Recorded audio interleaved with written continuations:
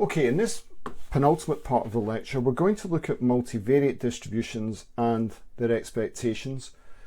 And this really brings together material that we learned in the start of the lecture on probability of events, which we then applied to random variables and looked at probability distributions. We're now going to look at multivariate distributions. So we're going to use probability theory that corresponds to more than one event, and we're going to apply it in the case of distributions. So it's essentially just a natural extension of what we've been looking at already, bringing together the various elements. And in that sense, I hope it's relatively straightforward and we don't need to spend a huge amount of time on it. Okay, a lot of this is just going to be definitions, which, as I say, follow directly from what we've learned before. We've talked about joint probability and the joint probability of events. And of course, events are mapped to random variables. So a joint probability distribution is simply a probability distribution that describes the probability structure of two or more random variables. So in the case of a discrete random variable, excuse me, we talk about the joint mass function. So for some discrete random vector of variables x1 up to xk, the joint probability mass function is the function defined by, well, it's a function that allows us to calculate the joint probability of events for each random variable. So the joint probability that random variable x1 takes a given value up to xn taking a given value xk.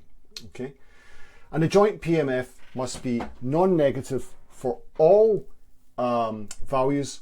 So it has to fulfill the conditions of a probability density. It has to give probabilities that are non-negative for all values that we plug into the function, and it must sum to 1 when evaluated over the entire sample space. The joint density function, this is in the continuous case. Again, same principle. We have a continuous random vector. The joint PDF satisfies this relationship here. That is, it tells us the probability of all of these random variables lying within a region of real space. The joint PDF must take non-negative values and it must integrate over all of these random variables to 1. That again just establishing that it is actually a valid probability density function. It has to have those two conditions that we've talked about. So here's an example of a bivariate distribution, a joint distribution. In this case, a joint distribution of two random variables x and y. This is actually a bivariate normal distribution and it has this shape here. This is the formula for the distribution. It's visualized in this plot. This axis here is the value of the probability density function, so the value of the joint distribution. This axis is random variable x, and this axis describes the values of random variable y.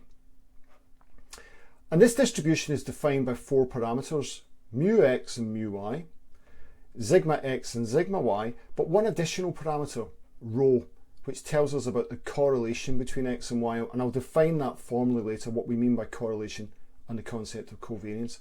But that's how a joint PDF would look, the joint normal distribution. Let's just look at some numerical examples, or one numerical example actually, so that we can establish how these calculations work. We'll do it in the bivariate case. So a joint continuous probability density function for a region in the bivariate space in which we're interested in random variable x1 in the range a to b and random variable x2 falling in the range c to d. Well, the probability of that event happening is the integral, double integral over region d, integrating over x1 and x2, which can be written also in that form there. So x1 falling in the range a to b, x2 falling in the range c to d. In a discrete case, for some region in a two-dimensional space, the probability of random variables x1 and x2 falling in that space is just the sum over the probabilities relevant within that space. Okay, that the joint distribution gives us. And so, just to give a very concrete example of that. We want to calculate probabilities from a joint PMF. We're going to do so for a space in which x1 is equal to 1 and x2 has to be less than or equal to 4. So we're interested in the probability that x1 takes the value of 1 and x2 is less than or equal to 4. That's the probability that lies in this space that we defined as D. And in this case, well, x1 has to equal 1, so we're definitely on this column here, and f2 has to be less than or equal to 4. So the probabilities that we have that are positive here are 0.1 and 0.2. So f11, this one here, and f12, this one here. So it's just the sum of those probabilities which gives us the number 0.03. So that's the joint probability of x1 and x2 lying in that space. Okay, there's a relationship between marginal and joint probability distributions that is shown in this slide here.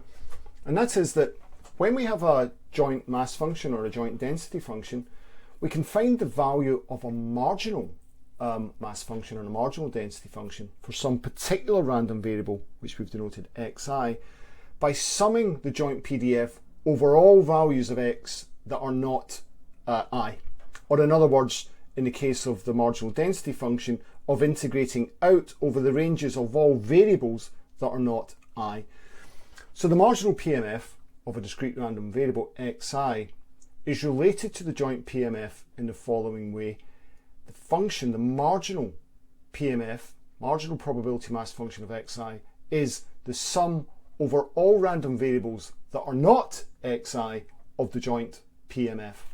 In the continuous case, we use integration. The marginal probability density function of fi, we integrate out over all k-1 variables that are not xi, that is all xj variables, and that gives us the marginal probability density function. So that's the relationship between marginal and joint probability densities. And we'll look at that again. We'll just choose a particular example to make this very concrete.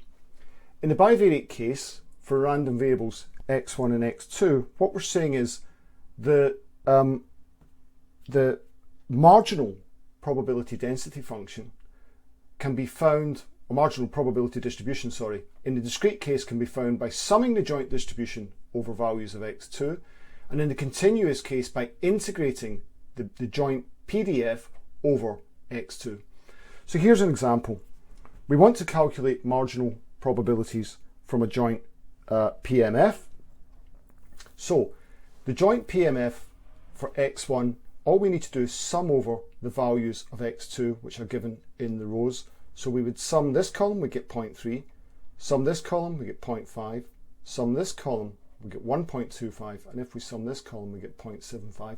And those numbers there give us the marginal PMF for x1. And note that if we add those numbers together, 0.3, 0.5, 0.125 and 0.075, that equals 1.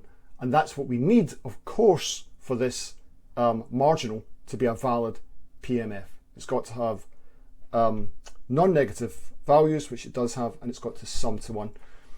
We can do the same for x2. In this case, we're summing across the columns, we're summing across all values of x1. That gives us these numbers here, 0.35, 0.45, 0.15 and 0.50. That is the marginal PMF for a random variable x2, okay, as shown by this equation here. And again, those numbers sum to 1, as they should do for a valid PMF.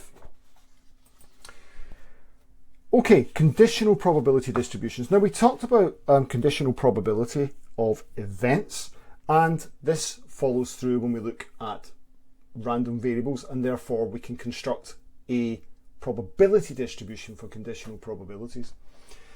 And the interpretation is just the same. The conditional probability of a random variable given the values of other one or more random variables can be calculated via the conditional probability distribution. And this conditional probability distribution is a probability distribution in the true sense, so it integrates to 1, it has non-negative values. So for either a probability mass function or a probability density function, we're interested in the conditional PMF PDF of random variable x1 given that x2 takes, well, x2 up to xk takes some specific values, and that is defined as the ratio of the joint probability distribution to the, well, in this case not the marginal, but the ratio of the full joint PMF to the marginal joint mass for the k-1 random variable. So note here that this is the full joint PMF because it's x1 up to xk. This is the marginal joint mass PDF for the k-1 variable, so we've excluded x1 here. So let's have a look at the bivariate case again, where it becomes simpler. This is for no limit on the number of random variables we might be interested in. But the conditional PMFs or PDFs are defined as follows: joint PMF over the marginal, that's conditional of x1 on x2 taking a particular value, or if we're interested in x2 given x1 taking a particular value, it's the ratio of the joint to the marginal of x1.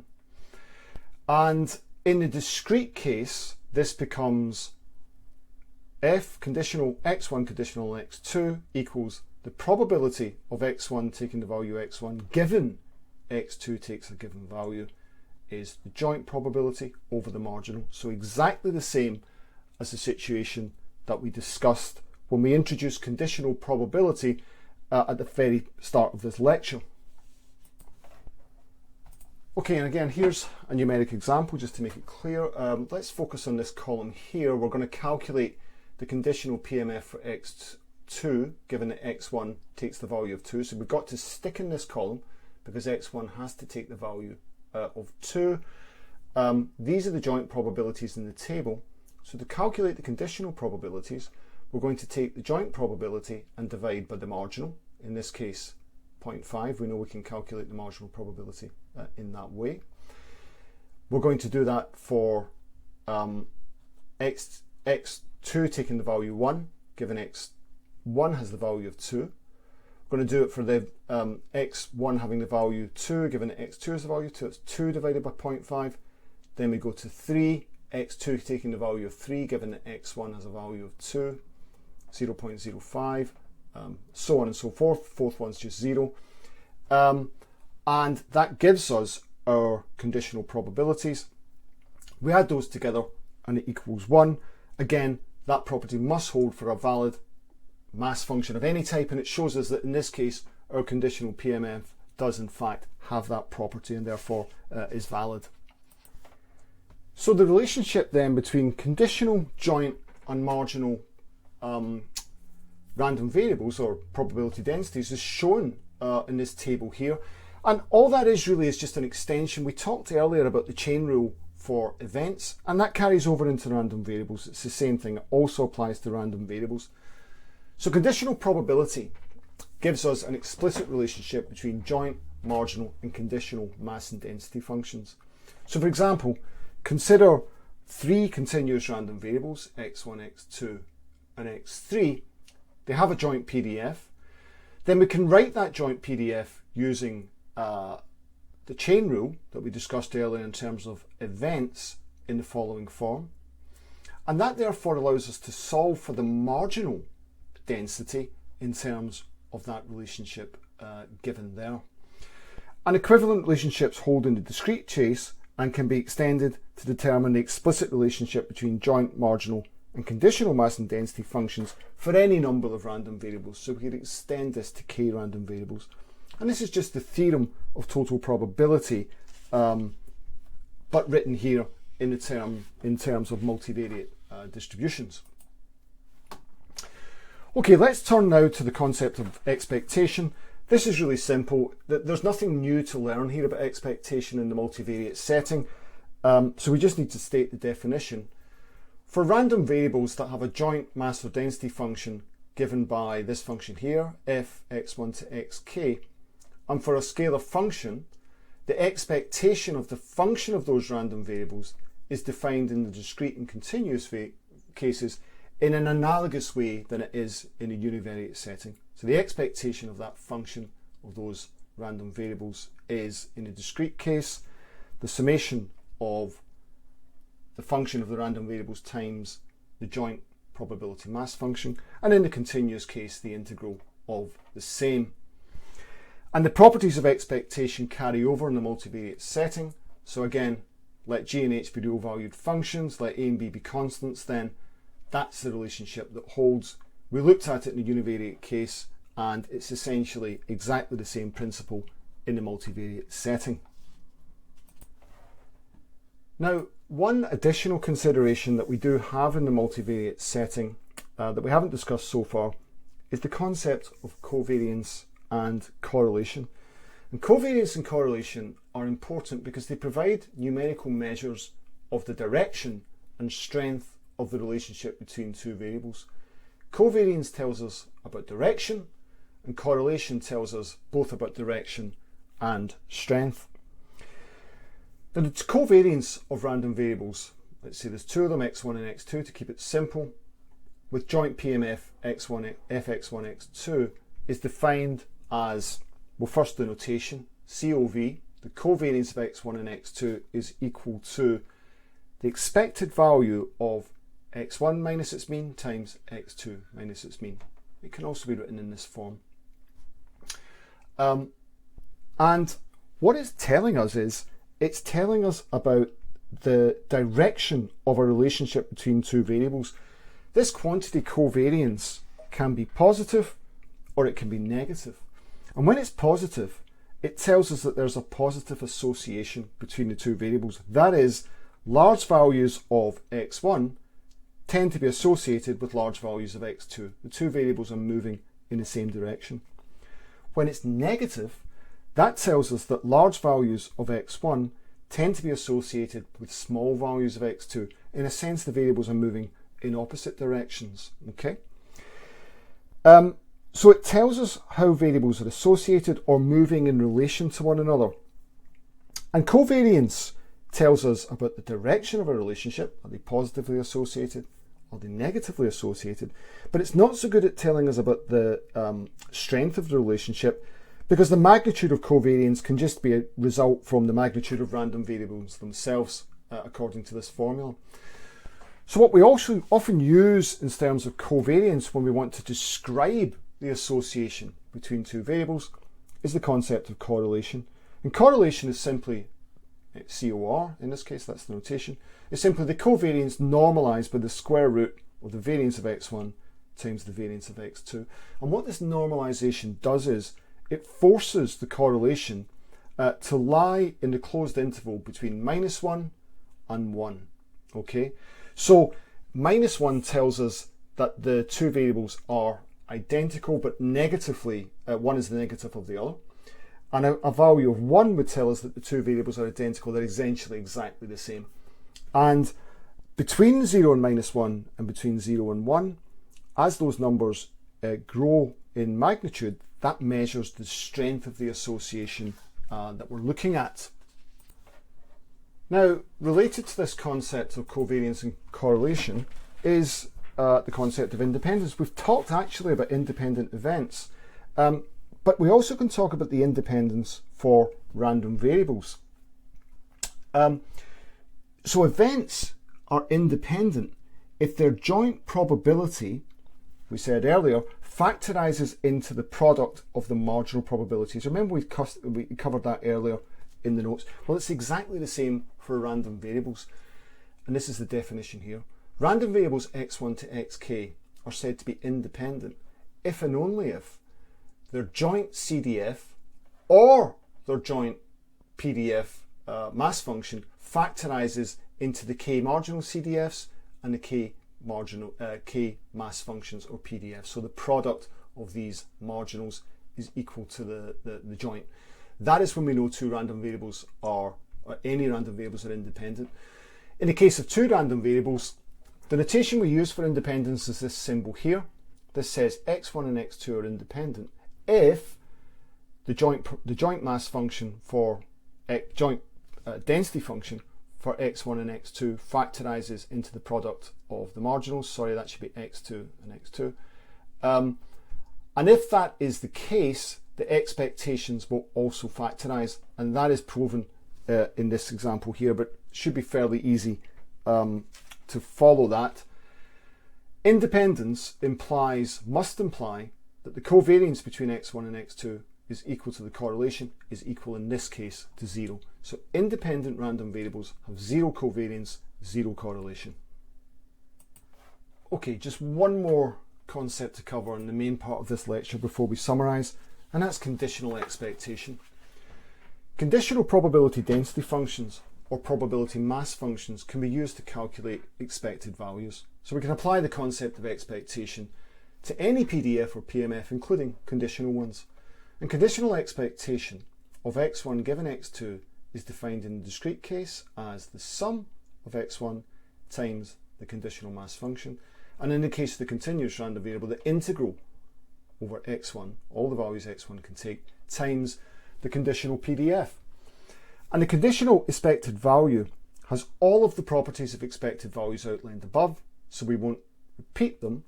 And the way to interpret it is that expectation of y given x provides the best guess at y that we have based on knowledge of x. That's what conditional expectation is all about.